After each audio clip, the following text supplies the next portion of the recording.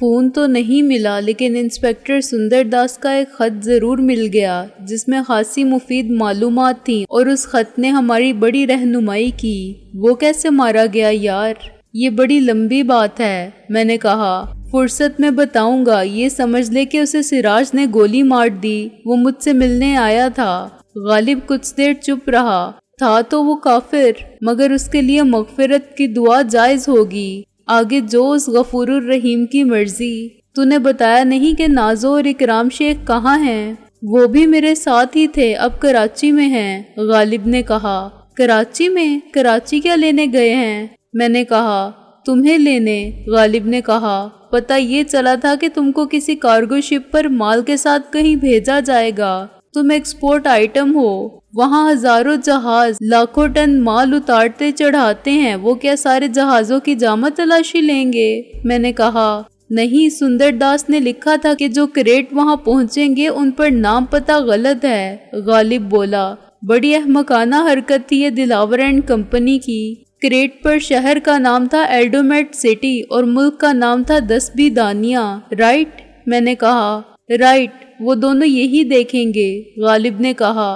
میں نے تو اس بتے دل ناز کے بھائی سے کہا تھا کہ میری نظر بہت تیز ہے، میں اور نازو چلے جاتے ہیں کراچی، اور قسم بھی کھائی تھی کہ ہم صرف کریٹ دیکھیں گے، لیکن وہ اڑ گیا کہ نظر ہی نہیں، تم خود بھی بہت تیز ہو اور میری بہن تم سے بھی تیز ہے۔ میں تمہاری سلامتی اسی میں سمجھتا ہوں کہ تمہیں الگ ارسال کر دوں تاکہ تم سالم رہو۔ بس اے یار جانی، غالب نے ایک سر داہ بھر کے کہا۔ یہ فقیر ادھر آ گیا صحرا کی خاک چھاننے۔ تو نے کمال کا میک اپ کیا اور خوب آواز بنائی یار، میں تو سوچ بھی نہیں سکتا تھا۔ میں نے کہا۔ تو کب سے موجود ہے یہاں؟ میں رات کو یہاں تک پہنچنے میں کامیاب ہو گیا تھا۔ گرد و نواح کے کچھ دیہاتوں نے مجھے بتایا تھا کہ ادھر ایک پہاڑی سی ہے، وہاں کبھی کبھی جہاز اترتے ہیں، بس میں سمجھ گیا کہ یہی ہے میری منزل مقصود، ورنہ یہاں کوئی ایئرپورٹ تو ہے نہیں۔ رات بھر میں ادھر ادھر سے جائزہ لیتا رہا، مگر مجھے سوائے ایک کمرے کے کچھ نظر نہیں آیا۔ اس کے باہر ایک نیلے رنگ کا چھوٹا سا بورڈ لگا ہوا تھا جس پر لکھا ہوا تھا وابڈا، اور کچھ بھی نہیں۔ یہ کوئی گریڈ اسٹیشن تو تھا نہیں، بس ایک کمرہ تھا۔ میں نے غور کیا کہ کیا یہ سب اسٹیشن ہو سکتا ہے، اور اس نتیجے پر پہنچا کہ نہیں ہو سکتا۔ کیوں نہیں ہو سکتا دوست؟ میں نے سر کھجا کے کہا۔ نادان دوست، سب اسٹیشن وہاں بنائے جاتے ہیں جہاں لوڈ زیادہ ہو، غالب بولا۔ ڈسٹریبیوشن ڈیپو سمجھ لے بجلی کا، وہاں سے ہائی وولٹیج کے تار نکلتے ہیں اور صاف نظر آتے ہیں۔ ان کے باہر عموماً لال رنگ کی ایک پلیٹ لگا دی جاتی ہے، اس پر ہمیشہ مجھے وہی ایک تصویر نظر آتی ہے، تیرے جد امجد کے سیری پائے کی۔ نیچے لکھا ہوتا ہے خطرہ 11,000 وولٹ یا 33,000 وولٹ۔ لیکن اس کمرے میں پول سے بجلی کے 2 معمولی تار جا رہے تھے۔ مزید یہ کہ سب اسٹیشن اتنا چھوٹا بھی نہیں ہوتا۔ مرزا غالب، کاش وابڈا والے اپنا محکمہ تجھے بخش دیں، آخر اتنی موٹی باتیں ان کی عقل میں کیوں نہیں آئیں؟ میں نے کہا۔ آئی ہوں گی تو چلی گئی ہوں گی، غالب بولا۔ جب ہاتھ میں نوٹ آ جاتے ہیں تو آدمی صرف نوٹ دیکھتا ہے، ملک اور قوم کا مفاد نہیں دیکھتا۔ یہ نہیں دیکھتا کہ دال میں کیا کالا ہے اور کیوں کالا ہے۔ جب میں نے تصدیق کر لی کہ یہ سب اسٹیشن نہیں اور جو سنتری باہر کھڑا ہوا ہے وہ بھی وابڈا کا ملازم نہیں۔ یہ تصدیق کیسے ہوئی؟ میں نے سنتری کے پاس جا کر پوچھا تھا کہ بابا کیا وابڈا میں نوکری ملے گی؟ غالب بولا۔ وہ کہنے لگا کہ دفع ہو جاؤ ورنہ گولی مار دوں گا۔ اس سے تصدیق ہو گئی، سچ مچ وابڈا کا ملازم ہوتا تو اتنا برا نہ مانتا۔ رشوت مانگتا یا دعا؟ میں نے کہا بچہ، ہم تیری نوکری تو نہیں لے رہے ہیں، گولی مارنا ہے تو وابڈا کو مار اور حلقے خدا کی دعا لے۔ وہ ذرا مشتعل ہوا اور آگے بڑھا تو میں نے الٹ دیا اور ٹھنڈا کر دیا۔ کیسے؟ خالی ہاتھوں سے؟ نازو کی شاگردی کر لی ہے کیا؟ ایسی دل دکھانے والی بات مت کر۔ وہ جفاکار حسینہ مجھے اپنی شاگردی میں قبول کر لے تو میں 3 بار ایجاب و قبول کروں۔ سنتری کو میں نے اس سے ٹھنڈا کیا۔ غالب نے کوٹ میں ہاتھ ڈالا اور بغل میں سے سائلنسر والا پستول برآمد کیا۔ وہ دھوکے میں مارا گیا۔ اسے کیسے خیال آ سکتا تھا کہ آج کل کے ملنگ بھی گڈری میں پستول رکھتے ہیں؟ ابھی میں سوچ ہی رہا تھا اندر جانے کی کہ فائرنگ کی آواز آئی اور میں دور بھاگ گیا۔ وہ مشین گن کے فائر تھے۔ دور سے ہی میں نے 3 گاڑیاں روانہ ہوتے دیکھی۔ کتنی دور سے؟ نمبر وغیرہ دیکھا؟ نہیں، میں قریب ہوتا تب بھی نمبر نہیں دیکھ سکتا، اور دیکھ لیتا تو کیا فرق پڑتا، وہ اصلی نمبر تو نہیں ہوں گے نا۔ تینوں گاڑیاں ایک ہی سمت گئی تھی، میں پیچھے دوڑتا تو کیسے دوڑتا، رات کا وقت تھا، اندھیرے میں ویسے بھی راستہ دکھائی نہیں دیتا تھا، تاہم میں اسی طرف گیا تھا اور اب واپس آ رہا تھا کہ یہ دھماکہ سنا۔ غالب بولا، وہ رابعہ، کیتھرین اور ٹیڈی کو لے گئے یار۔ میں نے کہا، سراج کو ہم نے قابو میں کر لیا تھا، وہ دھماکہ تم نے کیا تھا، کیا تھا یہاں؟ وہی جو سائیں پاپڑ والے کے اڈے پر تھا۔ میں نے کہا، افسوس یہ ہے کہ خبیث سراج بھاگ گیا، بس چند سیکنڈ کے لیے نظر چوکی تھی کہ وہ نکل گیا۔ سور کا بچہ مکر کیے بے ہوش پڑا تھا، میں اور محسن اسے ہی تلاش کرنے نکلے تھے۔ محسن کہاں ہے؟ محسن؟ غالب ایک دم کھڑا ہو گیا۔ وہ مجھے کوس رہا ہوگا۔ میں نے کہا، اس نے مجھے سخت ہدایات کی تھی کہ میں 45 ڈگری پر 1 میل چلوں، پھر بائیں جانب اسی زاویے پر اتنا ہی سفر کروں تو جہاں سے ہم چلے تھے وہاں سے 1.5 میل کے فاصلے پر پھر مل جائیں گے۔ وہ تو پہنچ چکا ہوگا۔ مشکل ہے، تم دونوں کی فطرت ایک ہے، جب تم صراط مستقیم سے بہک گئے اور گپ لگانے بیٹھ گئے تو وہ بھی کہیں بھٹک گیا ہوگا۔ غالب نے کہا، چلو اب ہم دونوں سے تلاش کرتے ہیں، اندازاً سمت بتاؤ۔ میں نے اندازے سے سمت کا تعین کیا اور ہم دونوں روانہ ہو گئے۔ سورج اب کافی بلند ہو گیا تھا۔ میں نے اور غالب نے پہلے اسے بلند آواز سے پکارنے کا سوچا اور پھر یہ ارادہ ترک کر دیا۔ ڈر یہ تھا کہ کہیں محسن سے پہلے ہماری پکار سراج کے کانوں تک نہ پہنچ جائے اور وہ جواب گولی سے نہ دے۔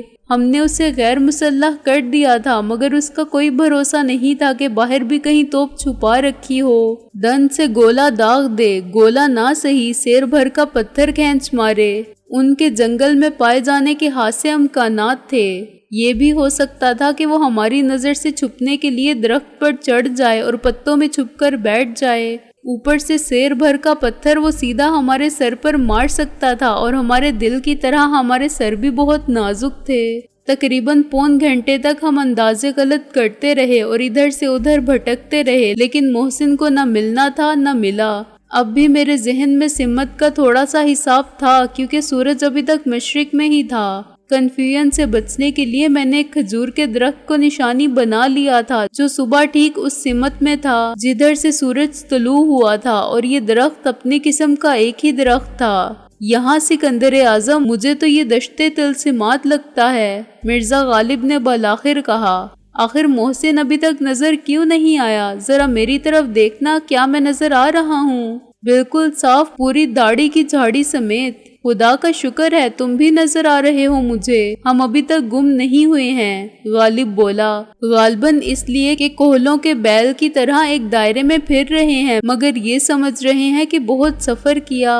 ناک کی سیدھ میں چلنے والا سیدھے راستے سے نہیں بھٹک سکتا۔ تیری ناک ٹیڑھی ہے میرے ہمسفر، میرے رہنما، غالب نے کہا۔ معلوم نہیں کس کی ضرب کلیم سے ہوئی، مگر اس کی وجہ سے ہم جھک مار رہے ہیں اور ہنوز وہی ہے جہاں سے چلے تھے۔ غلط، وہ جگہ کم سے کم 10 قدم دور ہے، میں نے اشارہ کر کے بتایا، مگر اس کے ساتھ ہی میری آواز بند ہو گئی اور میرے کان کھڑے ہو گئے۔ میں نے غالب کو روک لیا۔ غور سے سنو مرزا جی، میں نے لبوں پر انگلی رکھ کے سرگوشی کی۔ غالب نے سر ہلایا۔ سنا، میں نے بھی سنا۔ کیا سنا؟ میں نے آہستہ سے پوچھا۔ جو تو نے نہیں سنا، میرے دل نے اسے پکارا تھا، غالب بولا۔ کاش میں آپ کے جھانپڑ رسید کر سکتا، جھانپڑ کی آواز آپ صاف سنتے، میں نے کہا اور غالب کو ہاتھ سے پکڑ کے پیچھے کھینچ لیا۔ ہم دونوں ایک درخت کی اوٹ میں ہو گئے، پھر میں نے درخت پر غور کیا اور مجھے درخت کے تنے سے ملی ہوئی شاخوں تک پہنچنا آسان نظر آیا۔ میں نے غالب کو خاموش رہنے کا اشارہ کیا اور اوپر چڑھ گیا۔ زمین سے تقریباً 12-14 فٹ اوپر جا کے دیکھنے پر مجھے کچھ نظر نہیں آیا تو مجھے فریب سماعت کا یقین آنے لگا۔ غالب نیچے کھڑا مجھے گھورتا رہا کیونکہ اس کے کانوں نے واقعی کچھ نہیں سنا تھا۔ اس نے ہاتھ کے اشارے سے پوچھا کہ کیا ہے، اور میں نے اشاروں کی زبان میں اسے صبر کرنے کو کہا۔ اس وقت مجھے ایک لطیفہ یاد آ رہا تھا، اور اگر میں نیچے اترتا تو شاید وہی لطیفہ غالب مجھے شرمندہ کرنے کے لیے سناتا۔ کسی پاگل خانے میں ایک پاگل بہت دیر سے زمین پر پڑا دیوار سے کان لگائے کچھ سن رہا تھا۔ ایک ڈاکٹر نے آتے جاتے کئی بار دیکھا اور بالآخر پاگل کے قریب بیٹھ کر خود بھی کچھ سننے کی کوشش کرنے لگا، مگر اسے کچھ بھی سنائی نہیں دیا تو اس نے پاگل سے کہا کہ کیا بات ہے میاں، مجھے تو کچھ سنائی نہیں دیتا۔ پاگل نے ڈاکٹر کو افسوسناک اور قابل رحم نظروں سے دیکھ کر کہا کہ پاگل کے بچے، جب 5 گھنٹے سے مجھے کچھ سنائی نہیں دیا تو تجھے 5 منٹ میں کیا سنائی دے گا، چل بھاگ یہاں سے۔ ابھی مجھے یہ لطیفہ یاد آیا ہی تھا کہ فریب سماعت کا شبہ دور ہو گیا۔ میں نے دائیں جانب سے کسی کے قدموں کی آہٹ سنی، وہ بہت احتیاط کے ساتھ دبے پاؤں آ رہا تھا۔ میں نے نظر جما کے دیکھا اور ایک دم سراج میرے سامنے آ گیا۔ بے ہوش محسن اس کے کندھے پر لٹک رہا تھا اور سراج ہاتھ میں محسن کا ریوالور لیے ادھر ہی آ رہا تھا۔ غالب، میں نے شاخ سے بندر کی طرح نیچے لٹک کر کہا، شکاری آ گیا، اس کمینے نے محسن کو شکار کیا ہے، اسے ادھر متوجہ کر اور پیڑ کے نیچے لے آ، مگر آواز مت نکالنا، اس کے ہاتھ میں ریوالور ہے۔ غالب نے سر ہلایا اور میں پھر اوپر پہنچ گیا۔ میں اوپر سے غالب کو خاموش سگنل دیتا رہا۔ سراج بہت محتاط تھا لیکن وہ بہت تھکا ہوا بھی تھا۔ وہ چلتے ہوئے لڑکھڑاتا تھا، رک کر ہانپتا تھا اور ادھر ادھر دیکھنے لگتا تھا۔ غالباً اسے بھی راستے کی جستجو تھی یا کسی آبادی کی تلاش تھی۔ ٹھیک وقت پر غالب نے اپنے موٹے منکوں کی مالا کو ہاتھ میں لے کر ہلانا شروع کیا۔ منکے کڑکڑائے اور سراج ٹھٹک گیا۔ کون ہے؟ سراج نے پھولی ہوئی سانس کے ساتھ کہا، مگر غالب درخت کی اوٹ میں چھپ گیا تھا۔ سراج چند سیکنڈ بہت چوکنا کھڑا رہا، پھر اس کی صورت پر حیرانی کے آثار نمودار ہوئے کیونکہ اس جنگل میں یہ آواز اسے عجیب لگی تھی۔ تجسس اسے درخت کے نیچے لے آیا۔ اس نے محسن کو نیچے ڈال دیا اور ادھر ادھر دیکھنے لگا۔ Real snack? اس نے اپنے آپ سے سوال کیا۔ سوال بالکل ٹھیک تھا۔ اس قسم کی آواز جنگل میں ایک سانپ کے چلنے سے پیدا ہوتی ہے جس کی ہڈیاں کڑکڑاتی ہیں، لیکن وہ سانپ ہمارے جنگلوں میں نہیں پایا جاتا۔ ریوالور اس کے ہاتھ میں ہی تھا جب میں اس پر بم کی طرح گرا۔ قدرتی طور پر میں نے گرتے ہوئے ریوالور کا خیال رکھا اور میرا ایک ہاتھ اس کی کلائی پر یوں لگا کہ ریوالور دور جا گرا۔ سراج میرے وزن کے نیچے دب گیا۔ میں نے اس کی گردن دبوچ لی۔ دل تو چاہتا ہے کہ تجھے کتے کی موت مار دوں، میں نے اس کے منہ پر تمانچے مارتے ہوئے کہا۔ ہر تمانچے پر اس کا منہ کبھی دائیں طرف پھر جاتا تھا، کبھی بائیں طرف، اور میری انگلیوں کے نشان اس کے گالوں پر بن جاتے تھے۔ وہ ہر تمانچے پر کراہتا تھا، دل کی بات مان لے بچہ۔ غالب نے سامنے آ کے اپنے موٹے منکوں والی مالا بجانا شروع کی۔ مگر یہ کتا تو نہیں ہے، یہ تو کتے کا بچہ ہے۔ اس نے سراج کا ریوالور اٹھا لیا۔ میں نے سراج کو چھوڑ دیا۔ تو سمجھا ہوگا کہ چکمہ دے کر نکل گیا، لیکن تقدیر ساتھ چھوڑ دے تو سارے راستے ایک ہی طرف لے جاتے ہیں، اور ہاتھ میں توپ بھی ہو تو اس کا گولا پلٹ کے لگتا ہے بچہ۔ غالب نے ریوالور کو لہرا کے کہا، یہ دیکھ اب اس کا رخ کدھر ہو گیا ہے۔ اب سراج سمجھ گیا تھا کہ وہ ریئل سنیک کون تھا۔ وہ غالب کو گھور رہا تھا اور اسے پہچاننے کی کوشش کر رہا تھا، مگر جسے میری نگاہ نہ پہچان سکی تھی اسے سراج کیسے پہچان سکتا تھا؟ میں محسن کی طرف متوجہ ہو گیا۔ غالباً سراج نے اسے بے خبری میں وار کر کے ناک آؤٹ کر دیا تھا۔ میں نے اسے آواز دی اور اس کے گال تھپکے، لیکن محسن کی آنکھیں بند رہیں۔ اس وقت اندر ہی اندر میں غصے کی بھڑکی ہوئی آگ میں جل رہا تھا، لیکن بہت مجبور تھا۔ میں سراج کو مارتا تو وہ مر جاتا۔ جو معلومات ہمیں اس سے حاصل ہو سکتی تھی کسی اور سے نہیں ہو سکتی تھی۔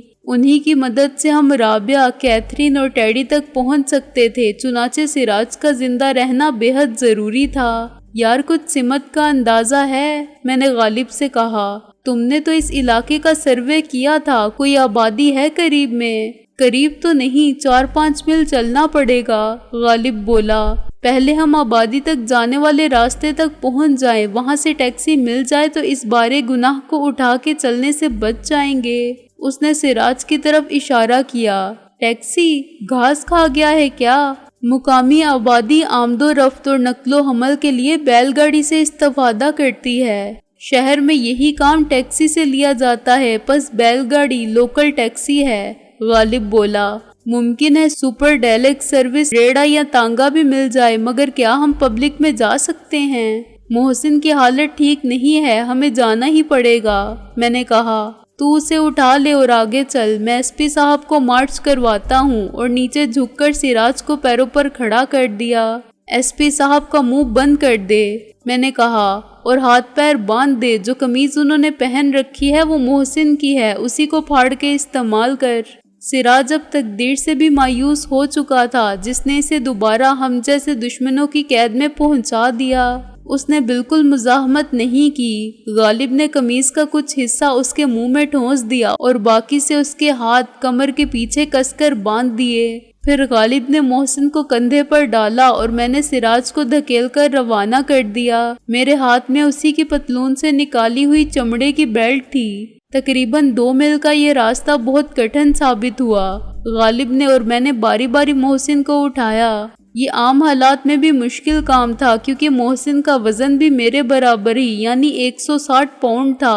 اب تو مدت سے ہم نے وزن نہیں کروایا تھا۔ جب تک ہم لندن میں تھے تو ایک دوسرے کو موٹا اور گول گپا کہتے تھے۔ ذرا سی بے احتیاطی سے ہمارا وزن بڑھنے لگتا تھا، اور وزن کو حد میں رکھنے کے لیے ہم اکٹھے دوڑ لگاتے تھے اور ورزش کرتے تھے۔ پھر کبھی ایسا زمانہ آتا تھا کہ ورزش چھوٹ جاتی تھی اور خوب پارٹیاں ہوتی تھیں، آئس کریم اور کیک کھانے کے مقابلے شروع ہو جاتے تھے تو وزن پھر بڑھنے لگتا تھا۔ یہاں آئس کریم کیک کے مقابلے تو تھے نہیں، دلاور اینڈ کمپنی سے مقابلہ تھا اور ورزش سے زیادہ دوڑ دھوپ تھی۔ چنانچہ پہلے کے مقابلے میں دونوں کا وزن کم ہوا تھا، پھر بھی یہ وزن اتنا کم نہیں تھا کہ ہمیں نقش فریادی سمجھا جاتا۔ جنگل کے ناہموار راستے پر محسن کو اٹھا کے ایک فرلانگ کا فاصلہ طے کرتے کرتے ہم ہانپنے لگے تھے۔ غالب اور میں ڈیوٹی بدل رہے تھے، ایک محسن کو لے کر چلتا تھا اور دوسرا سراج کو جنگی قیدی کی طرح دھکیلتا، اسے حسب توفیق ذلیل کرتا، اور وہ خاموش احتجاج کرتا یا پلٹ کر دیکھتا تو بیلٹ سے اس کی کھال ادھیڑتا۔ اس کام میں ہمارے لیے ایک انتقامی تسکین کا سامان تھا۔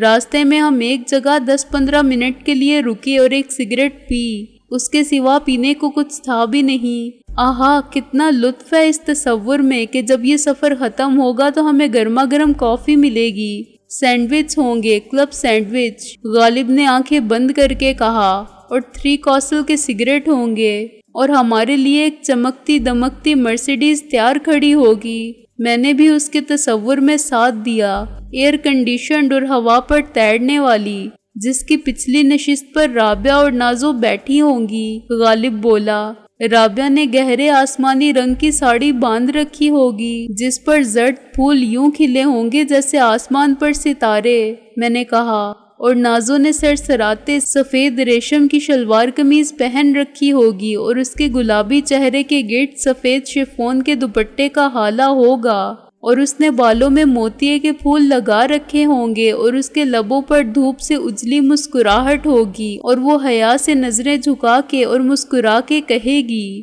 الو کے پٹھے اٹھ اور آگے چل۔ میں نے کہا، بس ذرا سی جھوٹی خوشی بھی نہیں دیکھی گئی، اچھے دوست ہو۔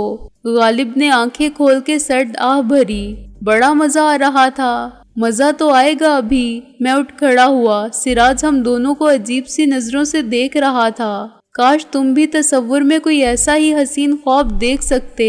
میں نے سراج کو اٹھنے کا اشارہ کیا، مگر تمہارے تصور میں تو وہی بھوکے بیڑیے آتے ہوں گے، دلاور اور پیڈرو، تمہارے غیر ملکی آقا۔ تم تو بس بندوقیں اور بم ہی دیکھتے ہوگے، یا پھانسی کا پھندا، ذلت کی موت، بے آبروئی اور رسوائی۔ ایسا مت کہہ یار، یہ بھی غزالہ نسیم کو یاد کر رہا ہوگا، غالب بولا۔ سراج ایک دم تڑپ کر پلٹا، اس کی نظر میں دکھ کے ساتھ خوف تھا۔ پریشان کیوں ہو ایس پی صاحب؟ میں نے اس کے ایک بیلٹ رسید کی، اسے بھی تم سے بہت جلد ملوانے کے لیے لائیں گے۔ سراج نے پھر پلٹ کر دیکھا اور میں نے ایک اور بیلٹ ماری، اس کی پیٹھ پر کئی نیل نظر آنے لگے تھے۔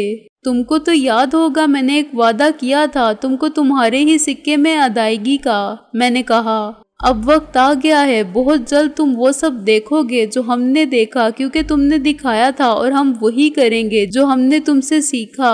مثلاً ایک فلم تم نے دکھائی تھی اور پھر ایک فلم کی شوٹنگ کا اہتمام کیا تھا۔ مجھے تو معلوم ہو گیا کہ وہ لڑکی رابعہ نہیں تھی، مگر ہم تم کو کیمرہ ٹرک سے پریشان نہیں کریں گے۔ ہماری فلم میں اصلی ہیروئن ہوگی مس غزالہ نسیم۔ تم بہت قریب سے سب دیکھو گے جو میں نے دیکھا تھا۔ سراج نے پھر سر گھمایا اور پھر بیلٹ شڑاب سے اس کی کمر پر لگی۔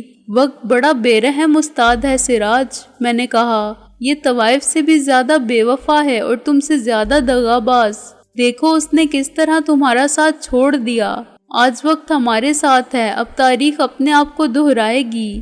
واقعات وہی ہوں گے، بس تمہاری جگہ ہم ہوں گے اور ہماری جگہ تم کو لینا پڑے گی۔ جب وقت ہمارا نہیں تھا تو انتخاب ہمارے ہاتھ میں نہیں تھا، آج انتخاب تمہارے ہاتھ میں نہیں ہے۔ اپنے سکندر بخت صاحب، غالب نے دلاور کا لہجہ بنا کے کہا، یہ تو ہم شاید کسی آبادی کے قریب پہنچ رہے ہیں۔ میرے کانوں میں گھنٹیاں سی بج رہی ہیں اور یہ نازوں کی آواز نہیں، بیلوں کے گلے میں پڑی ہوئی گھنٹی لگتی ہے۔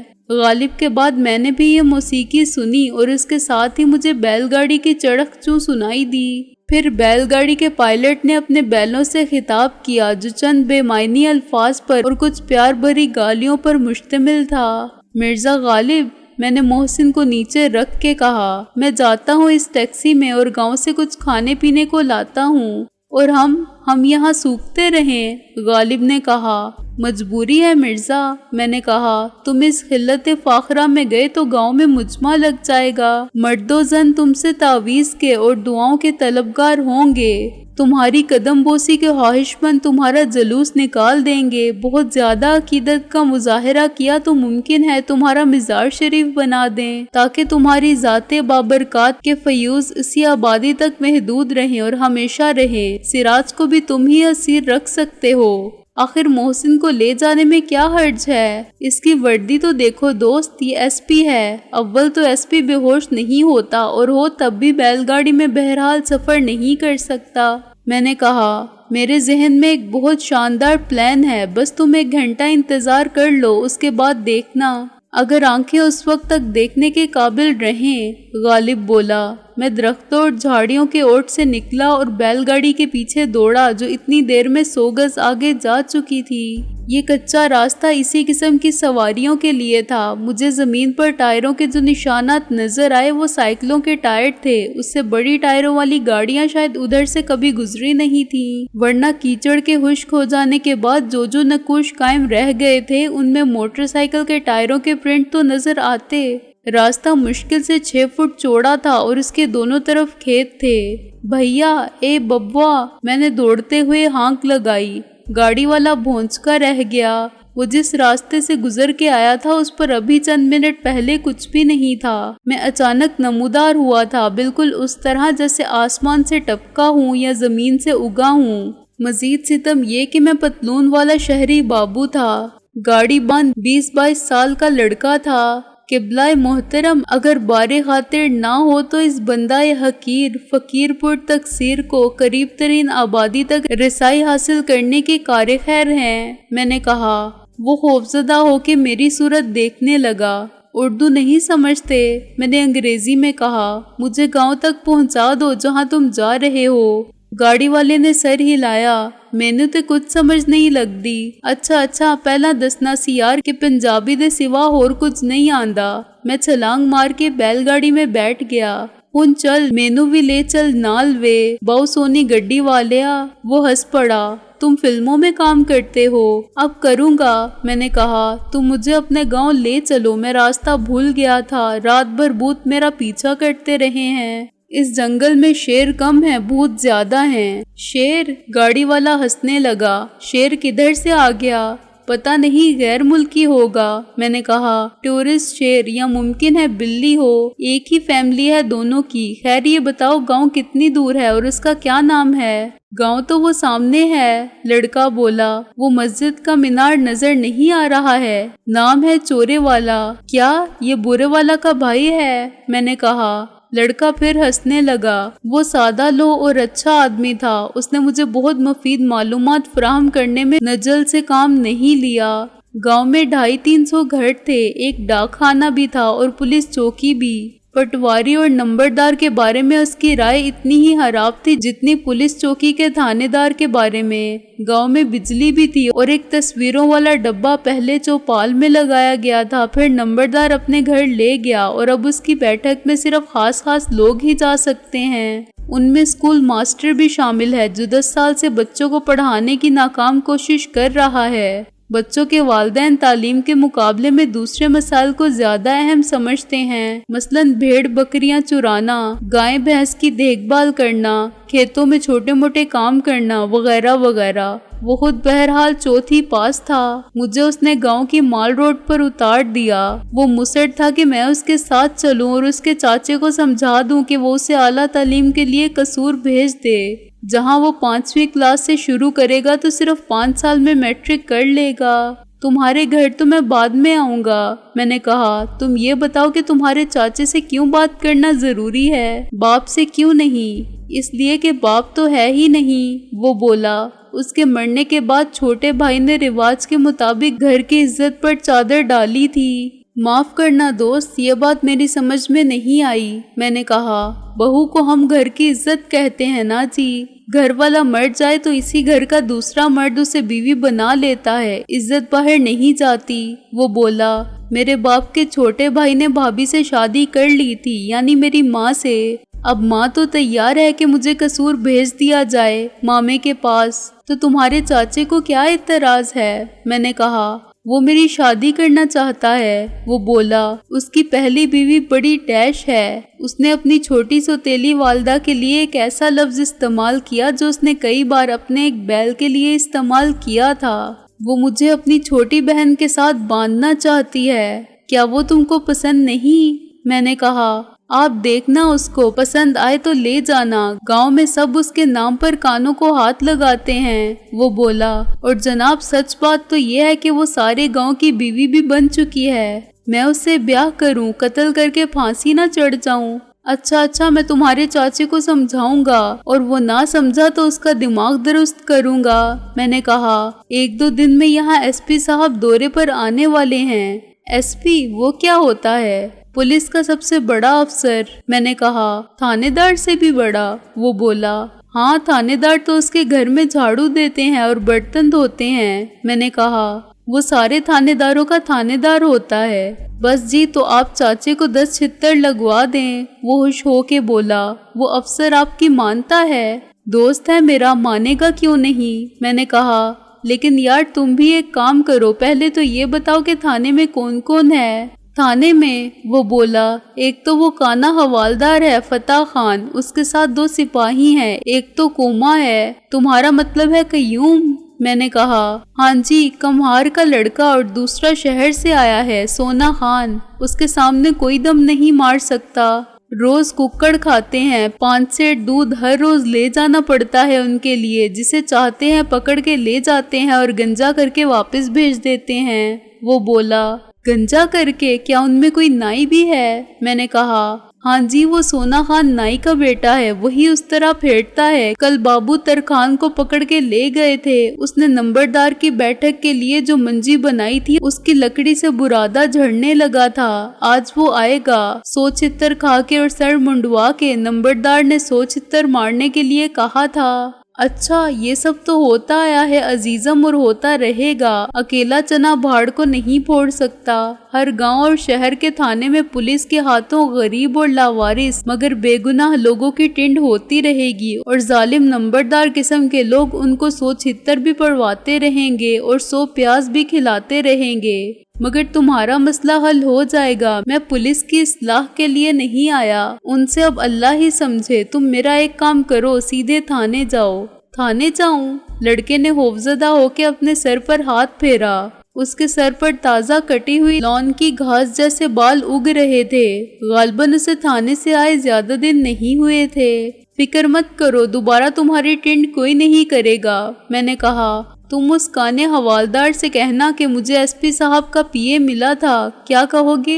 एसपी साहब का पीए मिला था? वो बोला, शाबाश। और कहना कि वो किसी मुलजिम की तलाश में इधर आए हैं और हो सकता है थाने में भी पहुंच जाएं। मैंने कहा, پر یہ مت بتانا کہ پی اے صاحب بیل گاڑی میں آئے تھے میرے ساتھ، کہنا کہ سڑک پر ملے تھے۔